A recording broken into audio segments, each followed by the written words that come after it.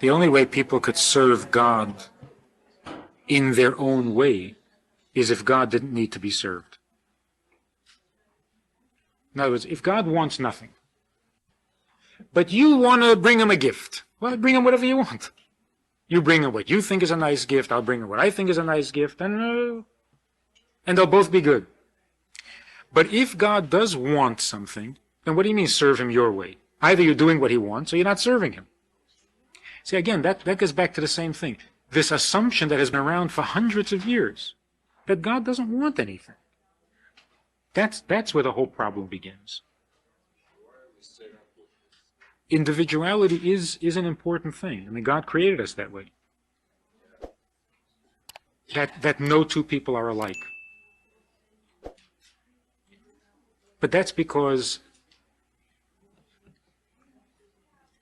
I guess, the richness of the variety of people doing for God what God wants adds to the significance of the service. It's not that individuality should keep us apart. That's not what individuality is created for. The objective is that we should all be together, that we should all be joined, we should all be one. But what kind of a joining is it if we're the same to begin with? So in order for the joining to be meaningful, you have to start off different and even maintain differences. But that which unites us envelops us with our differences. Then it's a real harmony.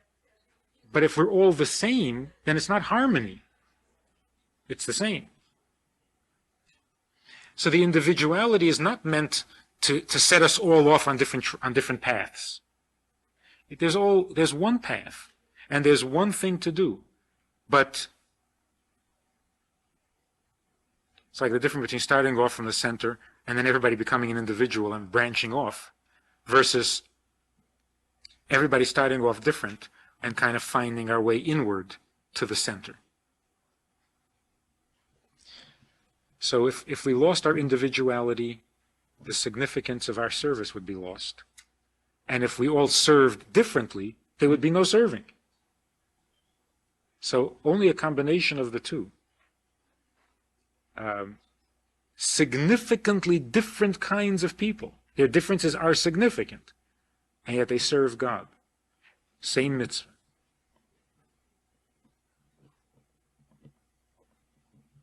That's special.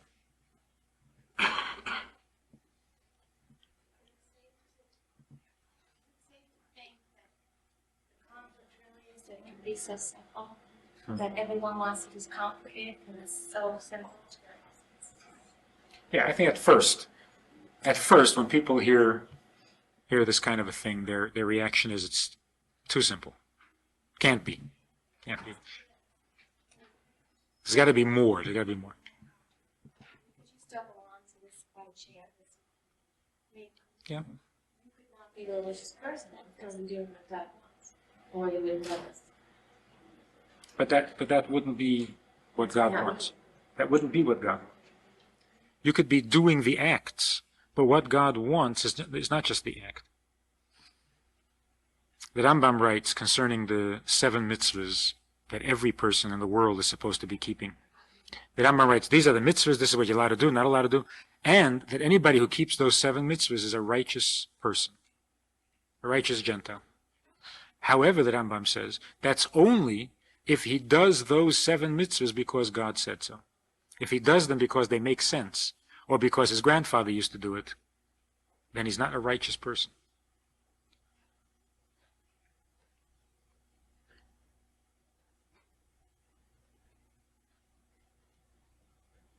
So our definition, the definition we're working with, the definition of righteous is the ability to let God be himself.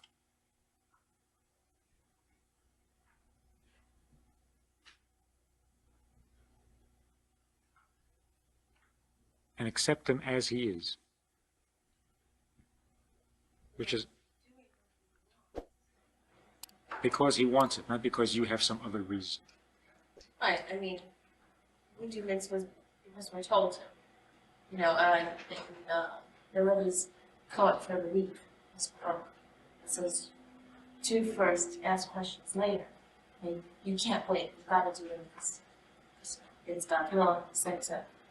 But by doing these mitzvahs, isn't that making God what He is? I mean, you said God is what God is God. Is what He is. So it's with me. And you perpetuate His existence.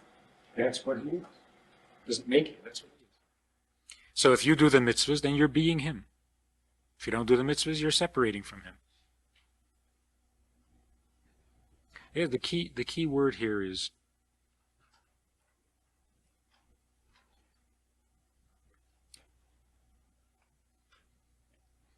the ultimate statement about God is that Hashem Echad. God is one. Oneness is the ultimate goal. That from the many should become one. The person who does the mitzvah because God wants, then he's becoming one with God. If he does the mitzvah because he wants, because the person wants, because of some other reason, then you've got two people. Two. Agreeing about a mitzvah. But it's not oneness.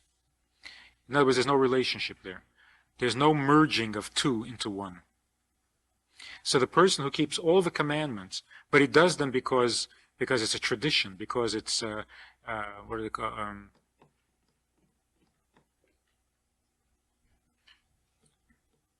there's a term that people use for it, cultural continuity. They do mitzvahs because it's cultural continuity.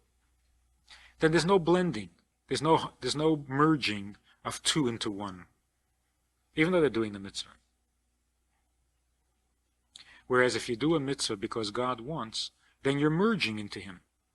You're dissolving into Him. You're letting His will move you. It's part of our job. Tell Hashem when we're doing mitzvah, and we're doing it for Him. And because He said so. It shouldn't need to be said. Just like a husband shouldn't always be saying to his wife, I'm doing this for you, only because I love you.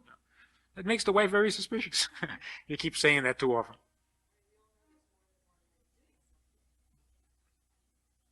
Yes, but there's only one way God wants it done. His way. Yeah. Yeah. But that's the direction we're going.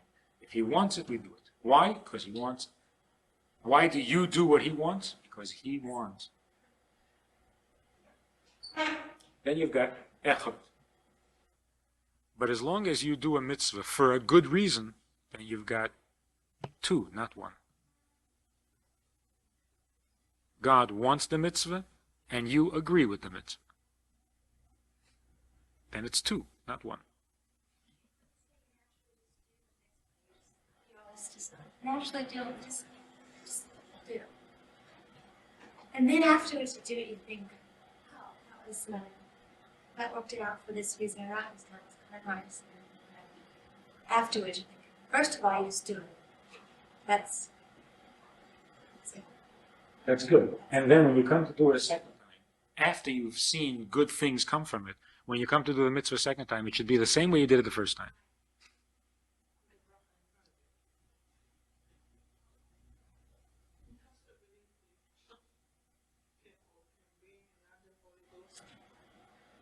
Say what?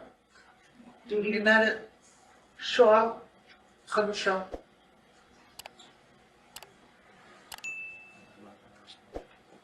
השואה? זה יכול להיות פעם נוספת. No. לא יכול להיות?